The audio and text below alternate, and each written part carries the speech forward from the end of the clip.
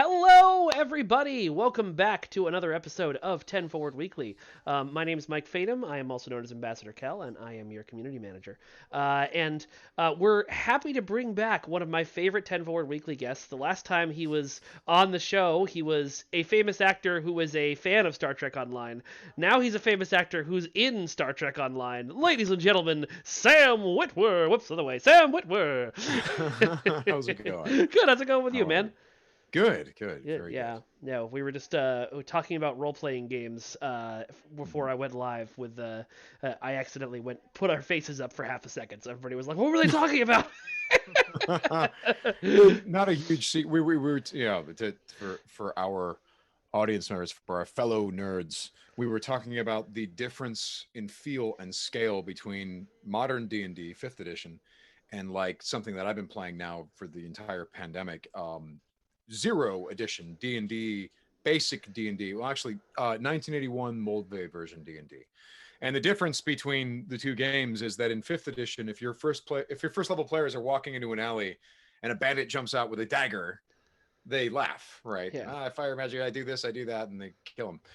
In original D&D, a guy jumps out with a dagger and brandishes a knife, and the players are like, "Oh, okay, we could win this, but if you get stabbed by this 1d4 damage dagger, You could that might die. be it for you." Because it's a ridiculously lethal system, and the scale is really, you don't have a lot of hit points, and it's my players are loving it because of that reason. they, Yeah. they really feel like they're these really gritty, real little dudes in this big scary world. we're we have that discussion a lot with STO because everybody who plays our game, I'm sure as a someone who's played for a few years, has sort of reached a pinnacle of power, the max deeps of most of their ships, and so it's Right. like, well, how do you find design content that's fun for them, but balanced for somebody who might be a new player and just starting Yeah. out and doesn't have, 16 miracle worker ships they can call on. Right. uh, It's tricky. yeah, it It's is. tricky. It is. Although a lot of people are experiencing lethality playing as Jula because apparently she's a little bit squishier than everyone would like. Oh yeah, yeah. No, I got killed by her a few times. Killed as her a few Yeah. times this morning. And you know what? The first several times that happened, I actually restarted the mission Oh. simply because I felt like there was no honor in In continuing to. respawning. Yeah, This is that's what I funny. like about you, Sam. Yeah, Yeah. yeah. The playing the. I played the first mission and not the second. And playing the first mission really makes me want to run a Klingon RPG with my group. Especially I seeing all those different, like the Discovery Klingons and the next gen mhm. Klingons, and then my Klingon who's a TOS looking Yeah. guy. That's one of the Um, things I love about what they did with Boreth is that I was talking about this on stream the other day. They have all the new stuff from Discovery, but then they also put in the cave that Worf went to on Boreth and TNG as like that's right. a side room on the monastery, which is just a really cool blending. I really love it. Yeah, totally. Oh no, that's a pretty good Bartok impression, sir. Oh, I was supposed to be doing Dorn. Oh no. I see Kalis. I would actually. Oh god! Now that you've brought that up, my brain went to the idea of running a Klingon game for you, Mary, JG, and Robert, and just seeing what happened. Oh my That would god, be I mean, it would be I'd hilarious sign too up for because that. Robert would have no idea how to play any of that, and JG would be far behind him. But it would still be the most amazing thing. Robert would experience beige, Beige. like a son of a bitch. Yeah. Uh, so, like I said, last time we talked to you, you were a famous fan. This now you're actually a part of the STO cast. You want to talk a little bit about how that all came about? Well, I As much detail as you can. You don't have to go sure. into all that No. that stuff, but yeah. So, so to be very clear, this character is and shall remain Kenneth Mitchell's character. Absolutely. Ken, who has now played three Klingons in Star Trek, very, very well, I might add, Mhm. and then he's played a human as well, which he Yeah. got to use his own face and show off for the Star Trek audience what he can do with his eyes. Because I met Ken years ago on a pilot that didn't go, and me and him and Dave Gentoli from A Million Little Things and Oh yeah. Grimm, we played brothers, and or half brothers really, but all of us brothers, and we all just hit it off and kind of fell in love with each other during the shoot of this pilot. The pilot was, I mean, we were shooting under very difficult circumstances where CBS kept shrinking our schedule, and so then the writer had to keep shrinking his script, and Oh everyone no. was under extraordinary pressure because you always are when you're making a pilot Oh yeah. anyway. You're not in the best, you're not in a relaxed mind frame, and you're not performing relaxed, and the director was stressed and the writer was stressed, and we were all stressed, but me and Ken and Dave really hit it off, and I think because of all that stress, we would just continue joking and talking with each other. We just really liked each other, you know. So over the years, we kept up, and there are various stories that I have told to the press about situations where, for example, me and Ken Mitchell showing Dave Gentoli Star Wars for the first time, Oh and the Star Wars man. movies, and showing them in an order where you would go episode 4, the original, and Hmm. then the Empire Strikes Back, episode 5, and then right at that whole "I am your father," then jump back to the prequels as a sort of a The Godfather machete order. 2 Yeah. style Yeah. flashback, and then jump right back to 6 after episode 3. And extraordinary success, but it was really fun for me and Ken to Yeah. show Dave that stuff. So we've always linked up when it came to these geek things and wanting to share geek stuff with each other and watch geek movies. So when Ken got the role of Cole in Star Trek Discovery, was he's like, so listen, can we do some Klingon education?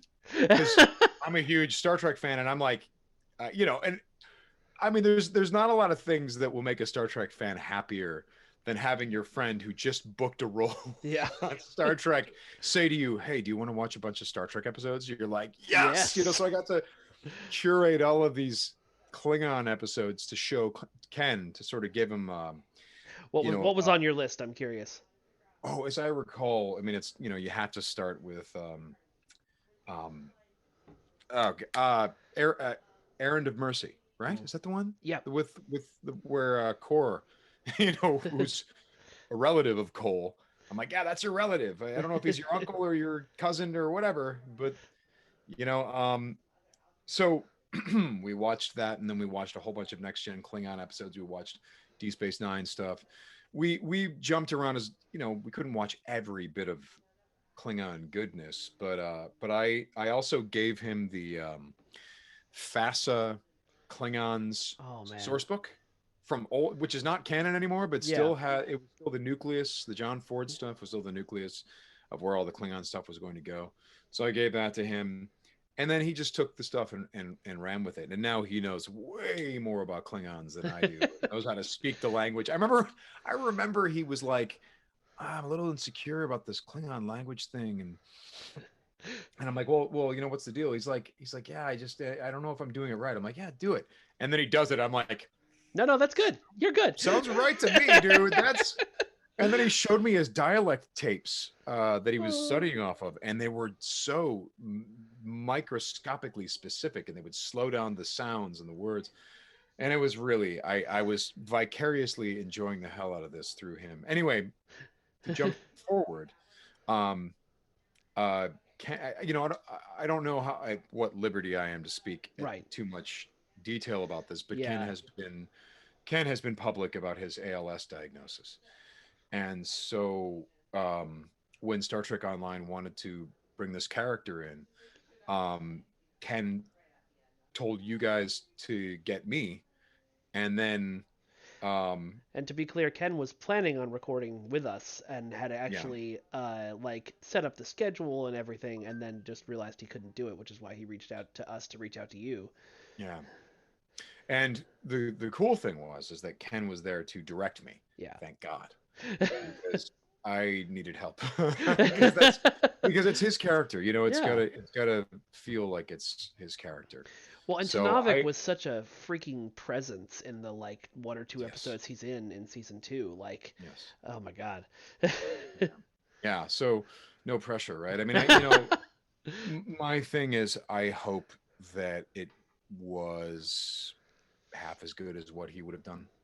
That's Yeah. basically that's what I was aiming for. I was hoping that I could, honor what, you know, what that character is, and it's his character. So yeah. Anyway, that Yeah. there's the whole long story short, and probably why Ken thought of me is because I played a small role in the beginning of his Star Trek journey. Yeah. So yeah, Well, and when yeah. you need help, you turn to your friends, right? That's Yeah, where you go. yeah. Yeah. But the thing, I think the worst thing about stepping into Ken's shoes is the fact that he's really, really good. No, but seriously, I mean, seriously, like I've seen him in a lot of stuff even before I knew him, and Yeah. and I and so when they hired him for that pilot, I was like, oh my god, Ken Mitchell, he's a really good actor. Yeah, I'm like, Yeah. geez, okay. And he did an incredible job. I told you that they kept shrinking down our pilot, Yeah. shrinking it, and so it got to a point where you would have these extraordinary emotional scenes, and they'd say, "Great, we have about 5 minutes to shoot this. Go, cry, do whatever you got to do." And so they were jumping through these emotional beats that we had to do, where we all had to have a this moment of mourning because our mother died, and I remember watching Ken shoot it, and I don't know that he had more than like two takes, and he just nailed this very emotional moment, and it looked like he was doing nothing, and yet he was doing everything, and that's how that's good Ken is. that's So awesome. Yeah, he's great. yeah, It was funny for me when they brought you on because our leads meeting chat, which is where all the stuff gets passed around. Somebody was like, "Hey, Mike, we might want to make a thing out of this. Ken can't do it. He asked his friend to come by. Do you know who Sam Witwer is?" And I was like, "Yeah, I had him on the show like 6 months ago, guys. He streams our game. Did you not? Okay, cool. right, Let's go." right. Now it Yeah. makes sense. All right, fine. Yeah, yeah. So what was the? You mentioned that Ken was in the room, kind of directing you. What kind of notes do you remember getting from him on how to make Tanavik more Tanavik? He was able to tell me when Tanavik was subtly messing with someone, or when he was, you know, kind of challenging someone, going, "Oh, you're not going to make it through this, but let's prepare you anyway for the horrors that you're about to Yeah, face," stuff like that. yeah, But yeah, it would have been impossible to do it without Ken, yeah, honestly, because it's his character, and it's not simply a matter of making it sound vocally like Ken, like he made the character sound. It's the performance and yeah. doing the vocal thing. It's like for Star Wars, one of the characters that I sometimes frequently do for video games, stuff like that, is the Emperor. And you know, if you want, you can go. You can watch Return of the Jedi, and you can mimic him, and you go, everything that has transpired has done so according to my desire. Okay, Yeah. great, fine.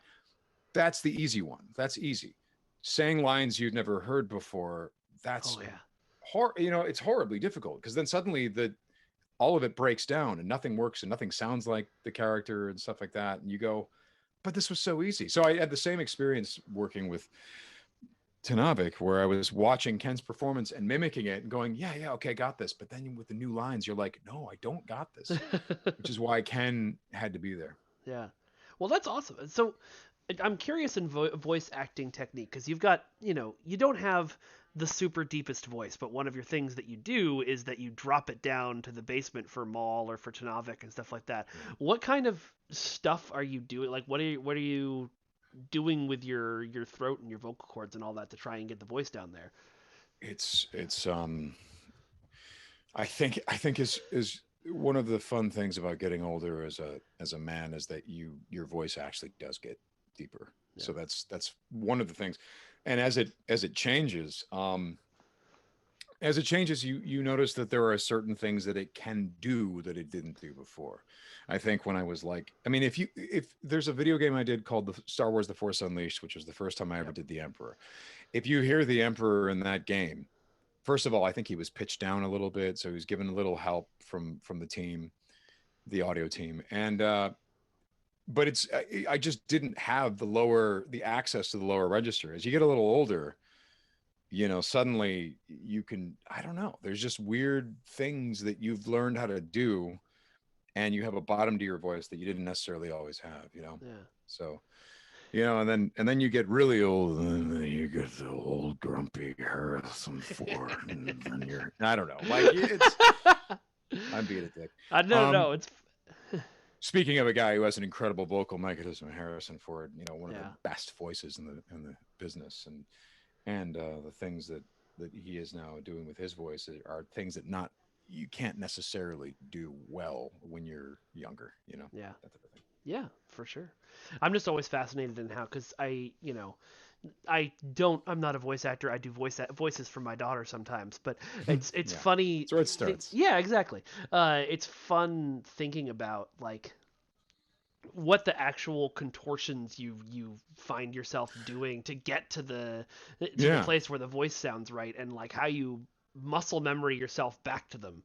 sure, Yeah. sure. The part of it is also just changing the shape of your vocal mechanism. I think with Tanavik, a lot of it was this weird rumble in my throat, and then sort of biting my way through the dialogue as if I had the teeth in my mouth, Hmm. which I didn't have the teeth in Yeah. my mouth. Ken had the teeth, I didn't have the teeth.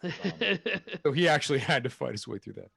But it's uh, like, or with the Emperor, like Ian McDermott, he does this a lot, like your father, I'm now mine. Well, it doesn't really sound as much like him if I don't make my mouth yeah. do what he's doing. And then the other part of it is when you're in a vocal booth, there's not a camera on you, so you can just wave your hands around, and that oftentimes helps. Yeah. When you're on camera, that doesn't help as much. You don't want to do that. It's funny that you mentioned the teeth, because we had when we did Victory's Life, we Aaron still had his teeth, so he could pop them in and Yes, do Nog. But that's right. That's right. my brain just crapped out. Quark, Armin but Armin Shimmerman. Shiverman, thank you. Um, didn't and couldn't do the voice without the teeth, so we actually had to get a new set of teeth made and mailed to him so that he could record the No, voice. were they Quark teeth? Yeah, Did they they were have the Quark same? teeth. Yeah, I don't think we got. I don't know if we got CBS to do it or if we like contracted someone in LA who could make teeth. But yeah, we Well, you needed would to have get the had to go prosthetic to him. to yeah, you would have had to go to the source where Yeah, they had the old molds and all that stuff. yeah, yeah. That's so cool. It's so funny because then yeah, talking to Ken and Mary, I sort of expected them to tell us the same thing. Like, no, I kind of need the prosthetics to do the Discovery Klingon voice. But And did they they? could just Did they? no, they just did it because they're awesome. Gross. Yeah, That's cool. yeah. That's cool. Yeah, I love the Quark character and the Nog Oh God. character. I remember watching D Space Nine, and a Ferengi episode would come up, and I think my reflex reaction was like, "Oh, I don't want to watch another Ferengi episode. Okay, here we go." And every time I'm like, "That was amazing. That That was was so really good. fun. That Oh was my. so good." That's why I'm glad we have Quark's Lucky Seven, because I feel like it captures that energy. The For like what? What is it? Quark's Lucky Seven, the one in Victory's Life where you play as the different Oh Ferengi yeah, yeah, characters. yeah. Yeah, It yeah. was the Where secret ops, the yeah. Ferengi. Yeah, Where you're like, I'm not sure I great. want to do this, and halfway through you're throwing throwing knives around and going, no, this is the best thing I've ever done. I was laughing my ass off, dude. Totally. Oh my god. And again, to get the original actors, yeah, Oh it's God, just, it's so great. I just love those It's characters so much. Yeah, that's one of the best parts about working on this thing, especially when some of them, come to the studio. We were joking around today because we have a mocap suit. We used it for some of the stuff before the pandemic happened, like the big speech Jula makes in the Great Hall. Is Yeah.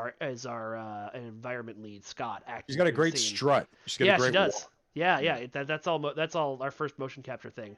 And so then we were joking around like, who would we bring in to motion capture their character as well as act it? And like, Oh. we were talking. I was like, I bet Sam would do it.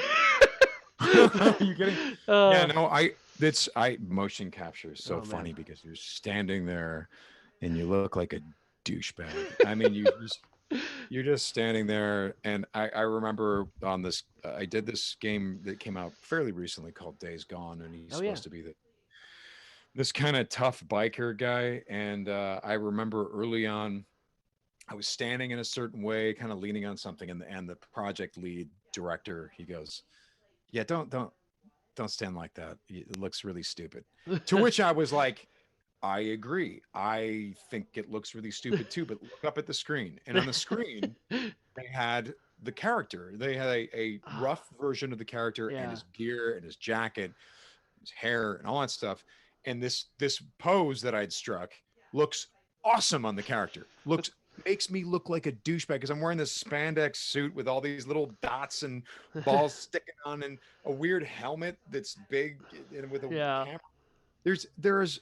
There's not a lot of dignity to that. So then to have to act like you're a Klingon or you're a biker Yeah. and have that swagger, you have to do it. You have to put it on, Yeah, it you know? amazes me when I look at games like Last of Us or Uncharted or something where like people do go to these like deep emotional places as actors and like really get into it, and they're doing it in the ball suits, and it's Uh, like it's a level of talent that blows me away. It's you need to have an awareness of the costume. Yeah, Because I made sure that when they put the character up on the screen, that I would walk around and really learn how the costume reacts to what I'm doing and try to remember that because if you're wearing the costume, it's yeah, working on you. yeah, You kind of feel it. You kind of, and you know, when you just look around it, you're like, you kind of know how to use it. yeah, When you don't have it on, you gotta learn, and then you gotta fake it. You know, it's yeah. the same thing with, like, for example, Star Wars projects. There was a Star Wars project that I shouldn't talk about this, but there was.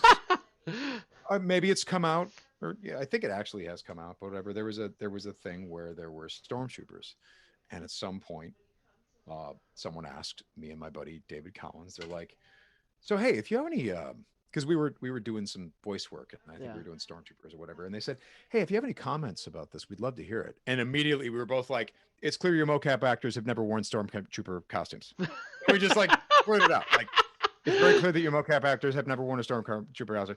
And we kind of looked at each other and we're like standing there all sheepish and stuff. And uh, they're like, "Well, what do you mean?" I'm like, "Well, for one thing, you can't do this, and you can't really bend your knees all the way, and you can't do this." And they had this sort of huddle, but that's all from the uniform. And they're like, "Well, what do you suggest?" We're like, "Well, we suggest you get some 501st people over here and teach you what it's mhm. like to wear, teach your actors what it's like to wear that, so that they can fake it." Um, that type of Yeah. thing.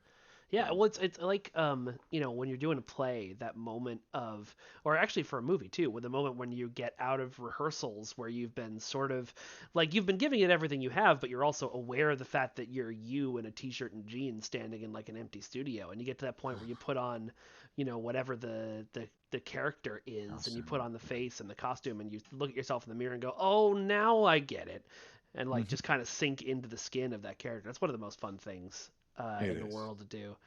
It's It is. great. Yeah. Is that And something? everything. What's up? As Go I was for gonna it. say, is that something you miss when you're doing voice acting stuff? Is that something you have to kind of find a way to work around when you're just in a booth? Well, if I were to be totally honest, um, it depends.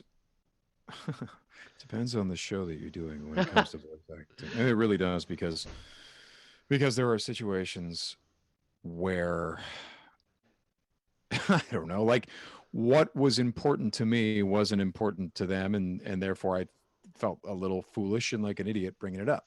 Hmm. Does that make sense? Yeah, yeah, totally. Um, for example, um, well, let's talk about when I haven't felt like an idiot. I would say with say Clone Wars, they were accommodating to stuff like that.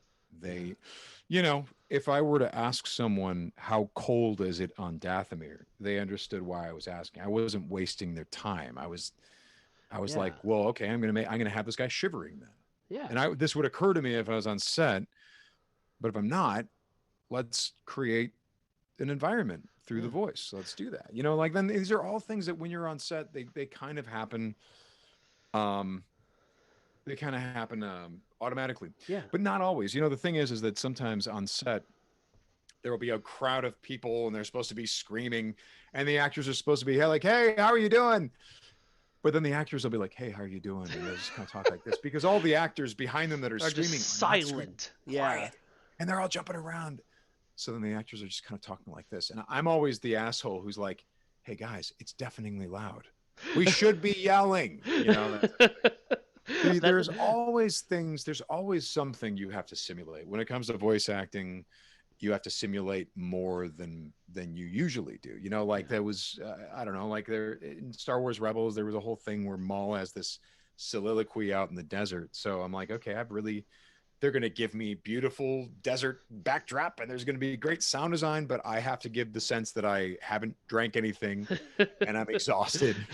And you can And only then do turn to the sky and yell Kenobi at the top of your lungs for 5 minutes I guess straight. so, yeah. Yeah, right. There's that. Yeah. But there's the like but with the Lucasfilm people and with Dave Filoni, they understand that process. And so, like there was something that I did that I don't think would have survived on other animation houses. And what I mean by that is the first line was it was lost.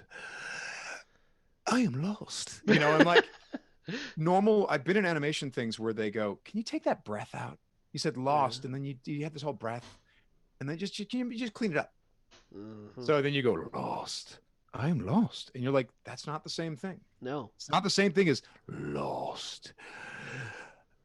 I am lost. Like the second one gives you a sense of exhaustion, dry throat, and performance, and it all depends on honestly how interested the people you're working on these things are with those things. For Yeah. example, another mocap thing is dude John Garvin on Days Gone was extremely interested in all of these things. So if I wanted to if I wanted to, kick the tires on how cold is it outside and are we walking through snow and are we doing this and are we doing that and when we're in their mocap suits, Yeah. he was all about it. He's like, yeah, no, what else do you need to know? What Yeah. can I can Well, I'll because you just gotta, as a like, I say as a director, like I've directed anything other than local community theater productions, but as a director, you've gotta work with the actor to give them everything they need in their whole world, or they're not going to be able to inhabit that character the way yeah. that you want them to, and that's going to get you the best performance. Yeah, I mean they'll do something. It's just Yeah. it might not be as good, you know. The one of the things that I love about Dave Filoni is he will, look. It's funny. I've done live action television shows where I'm on for several episodes and been in situations where no one would speak a word to me. Nothing. I was like completely on my own, and that is not a great place to be for an No. actor. And then I would go over and work with Dave, and he'd be like, "Hey, okay, we got these 6 pickup lines. So anyway, here's why we changed the line, and this and that, blah blah. And this is why what we're thinking with this, and the reason we're telling the story is this, and blah." And he'll go into this monologue, putting you in that world, creating the world around you, and really digging in on why did we change this? Why is this important? Why is this important to the story? What beat is this? How does that work? And so then you give the 6 lines because you're primed, you're ready to go, you're excited about it. You're Yeah. like, oh my God, I think I really understand this. Now he's made me understand. Whereas again, and then I would go back to this live action shoot and no one would say a word to me. I'm like, okay, well, there's a different pride of there's a different level of pride that the people who are Yeah. making this take in it, as opposed to Dave, who's taking a Yeah. great deal of pride in what he's doing. Yeah, well, and sometimes it's pride, and sometimes it's we Or run into care. this, yeah, or we've run into this every now and then where on STO, and I'm sure you've heard some of these performances where people don't want to give notes or like dressing like that to the actors because they're famous Star Trek actors, and it's like oh they know what they're doing, we shouldn't tell them anything even if it's not exactly right for the scene, and it's like no you have to tell them, You you have have to to. give them everything. You're helping them by That's doing right. that. That's right. Yeah, but it's been. I'm sure you met Scott, who is our director of cutscenes as well as our lead environment artist, and he's been sitting in on a lot of that stuff now and being a very good bridge between what's needed emotionally for each beat and what the audio guys need to get to sound good. Yeah, Yeah. yeah, totally.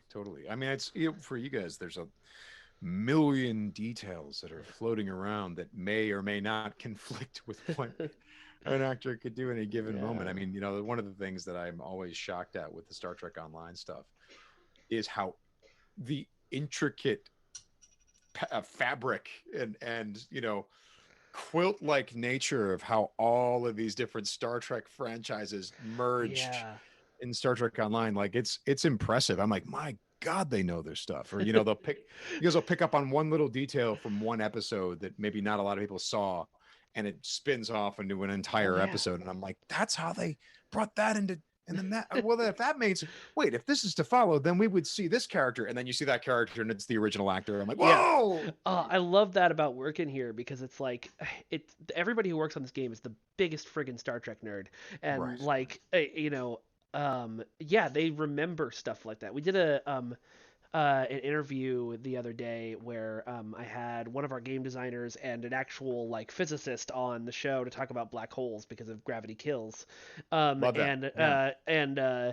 I gave them the technobabble challenge, which was you have to come up with something that to explain uh, how this would The work in Star gravitic Trek. anchors, Yeah, yeah. exactly. And so the person who was the actual scientist gave a really good answer, and then Jesse, who's our lead design or not a lead designer, one of our senior content designers, just went on this like this I can't even remember it now, but this like 5 minute thing. It was all backed up by things that had happened in different episodes of Star Trek with like really specific, minute moments to it. It just knocked us all on our butt. It's amazing the That's stuff but they know.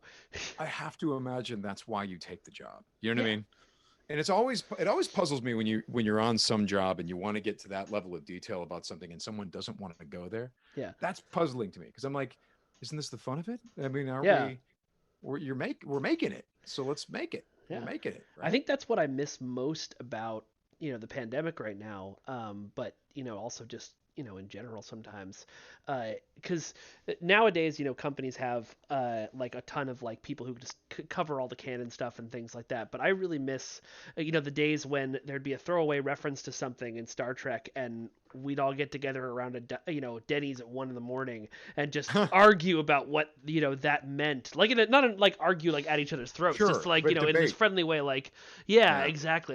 That's some of the most fun stuff from fandom for me, Oh, just diving yeah. into that stuff. That's dream stuff. That's Yeah, yeah. That's the most fun stuff about working on these established things is yeah, being a fan and then bringing your theories to it, and then learning where some of your theories are wrong and where you were right, and yep. having those debates. That's much of the fun of this stuff. And the STO thing. I mean, I am because I consider myself as a knowledgeable Star Trek fan. But I'm Yeah. most impressed with some of the deep cuts and deep dives and how all these things mesh into Yeah. one universe, one world that your character can travel through. I think it's really impressive. Yeah. I mean, before we had, all these new shows to jump off, as use as jumping off points. When I first got to this job, I loved how they were like, well, we need to make a season about something. Let's see. They mentioned the Zenkethi twice in Deep Space Nine as throwaway Right. races. Let's just make a whole thing about them and like just Running flesh from them the completely out. Zenkathi. Yeah, Right. exactly. Yeah, Yeah, that's awesome. yeah. Now you got Tony Todd, Oh telling God, us how yeah. to kick their ass. I think I told you last time how I met Tony Todd at Yeah, a I think you did, but yeah. grocery store. That was cool. And Kern Uh, of the Heptai. Oh my God, and he's going into he's going into the grocery store. the temptation to walk up to him and say Candyman 3 times and just walk away. No, I didn't do that. I Yeah. went Oh Captain. no. I Oh yeah. literally, I just, there's Tony Todd. He's right there. And I had that day actually, or either that day or the day before, I just watched an episode that featured Captain Current. So I'm like, what am I going to do? Not Yeah. do this? I mean, because in LA, people tend not to bother each other and stuff. Yeah. But no, no way. So I said, I think I walked by and I said, hey, I actually think I used the mutual friend in because I know a guy named David Scow who screen wrote The Crow, which Tony Todd was also in. And I said, Oh my hey, I just God, wanted to say I really? think your work is great. And Sorry, that's one of my favorite and movies. My oh, I know brain it's just an broke for a second. Sorry, please continue. incredible film. Um, and anyway, at some point I just said, by the way, Captain Kern, that's where it's at, man. That guy's amazing. And then he was Uh, like, "Are you an actor?" I'm like, "Yeah, I'm an actor." We follow each other on Twitter now, but like at that point, like I'm talking to. that's I mean, always the moment that's like, oh, I made it. They followed me back. Yeah. Well, yeah, there's and then there's the way that I got Shatner on board, which was, not entirely pleasant, but hilarious. Oh God. I got my ass kicked on a little Twitter war with him Uh, because, you too. and the thing is he's firing his shots and making fun of me, and I can't bring myself to retaliate because that's my captain. I Yeah. can't do it. I'm not doing it. No way. uh, No way. I yeah. just, what? I'm being dressed down by a superior officer. Maybe I deserve it. He has us blocked. I don't know if you know this story. He has Star Trek Online blocked on Twitter because a Why? Why is that? predecessor of mine. I can't remember. Somebody tagged them both in a conversation or something like that, and one of my predecessors got really excited about the fact they were talking to Captain Kirk and wouldn't let the conversation go, even when Shatner clearly didn't want to be a part of the conversation anymore, and just that we're blocked now. Yeah. Now, that was Yeah. like 5 years ago, but I know we're not getting unblocked. It's Shatner. Oh, yeah. That's Yeah. him. Don't look at me, man. There's nothing Oh I can yeah. do. Oh no. Shatner is a force of nature unto himself, man. Well, he's one of those actors who has, by the way, continued to reinvent himself over Oh and over yeah. again. But he's a living legend. That guy, Yeah. television history and film history, and Yeah. Dude incredible, was on the incredible friggin' talent. Twilight Zone. Like, Dude.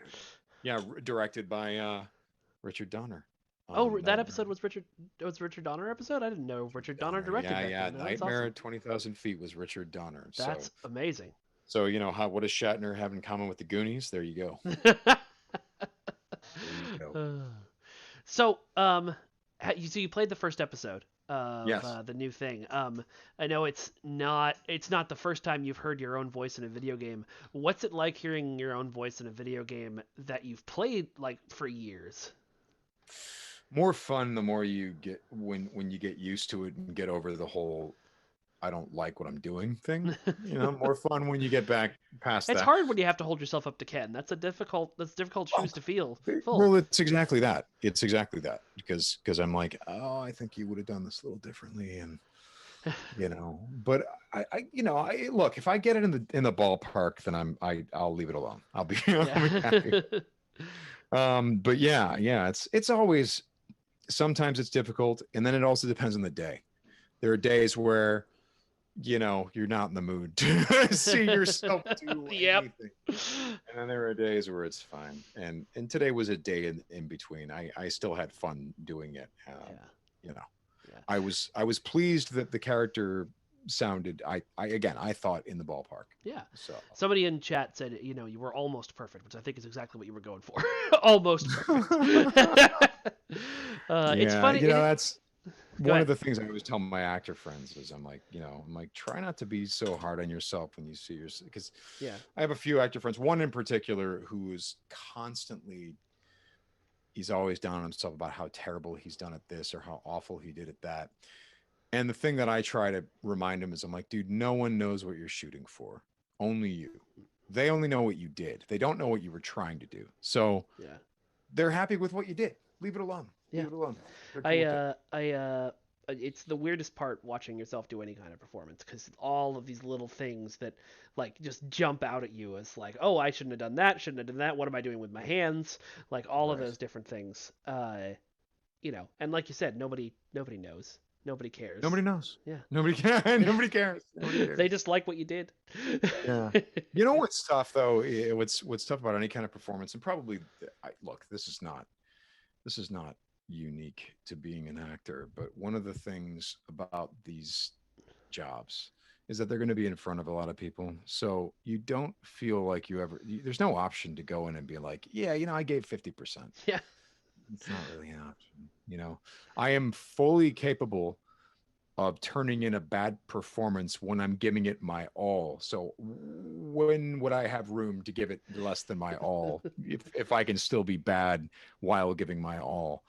So that's always the thing with actors, is you gotta keep pushing always. And I don't know.